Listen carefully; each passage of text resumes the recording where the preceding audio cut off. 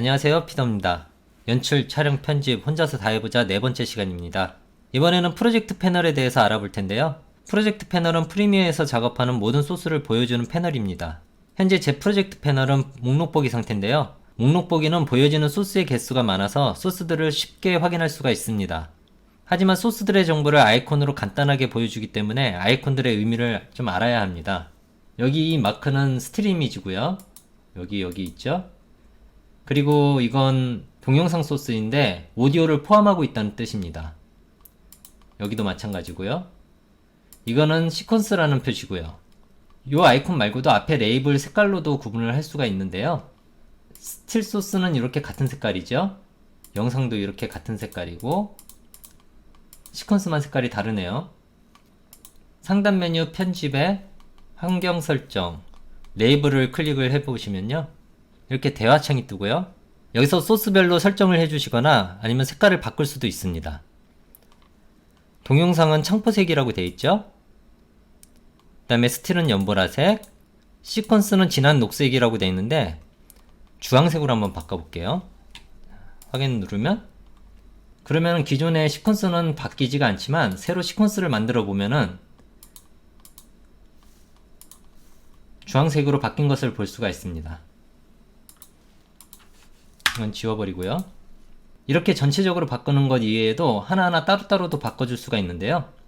소스에서 마우스 오른클릭을 하시면 레이블이 있습니다. 이 레이블에서 색깔을 바꿔주시면 됩니다. 저는 자주색으로 한번 바꿔볼게요. 자, 한계령 05가 자주색으로 바뀌었죠? 이 레이블 색깔은 프로젝트 패널 말고도 타임라인 패널에서도 적용이 됩니다. 한계령 5를 지우고 다시 올려볼게요. 자주색으로 되어 있죠? 이렇게 필요한 소스들은 따로 바꿔주시면 되고요. 프로젝트 패널의 보기 형식은 이 밑에 버튼으로 바꿔줄 수가 있는데요. 이게 목록 보기 버튼이고요. 단축키는 컨트롤 페이지 업입니다. 그리고 이 옆에 버튼이 아이콘 보기 버튼인데요. 단축키는 컨트롤 페이지 다운이고요. 한번 눌러볼게요. 소스들이 크게 변하면서 썸네일도 쉽게 확인을 할 수가 있죠. 소스 이름 옆에는 듀레이션도 보이네요.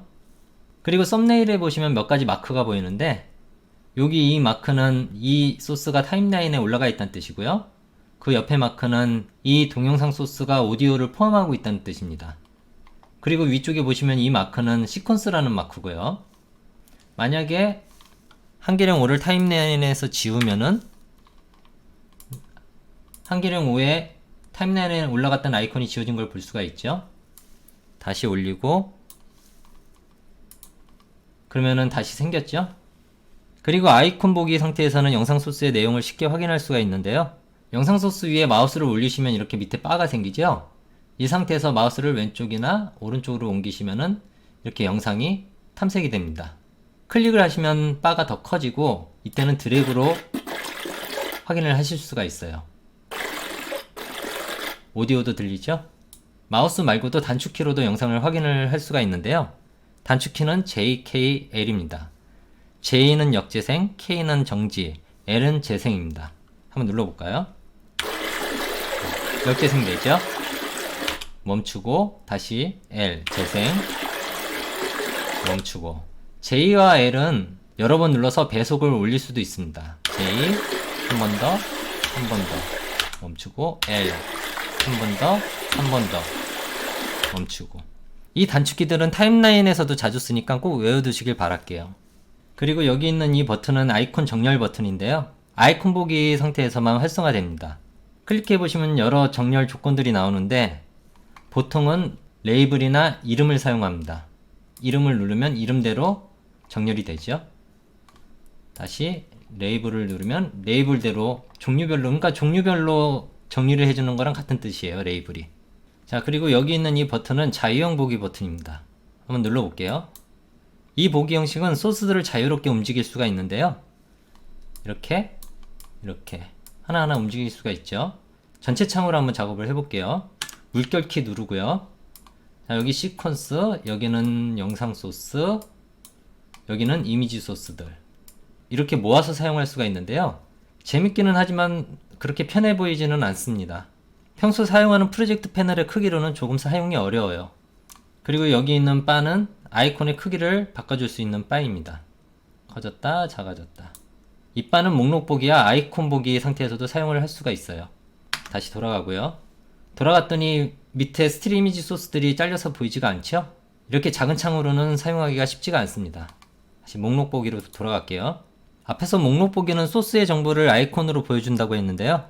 물결 키를 눌러서 전체 화면을 보시면 뭔가 반전이 있죠? 사실은 굉장히 많은 정보를 볼 수가 있어요. 원하는 정보를 드래그해서 위치를 바꿔줄 수도 있고요. 목록 보기의 다른 기능도 한번 살펴보겠습니다. 소스의 종류를 알려주는 이 아이콘을 썸네일로 바꿀 수가 있는데요. 프로젝트 패널 메뉴에 보시면 축소판 썸네일이라고 있죠? 눌러보시면 아이콘들이 썸네일로 바뀌었습니다. 좀 작으신 것 같으면은 조금 키워주시고요. 그리고 메뉴에 보시면은 미리 보기 영역이라고 있는데 클릭해 보시면 상단에 미리 보기 영역이 생깁니다. 동영상 소스를 하나 클릭을 해보면 미리 보기와 간단한 정보도 나와 있죠. 스페이스바나 이 플레이 버튼으로 소스를 재생시킬 수 있고요.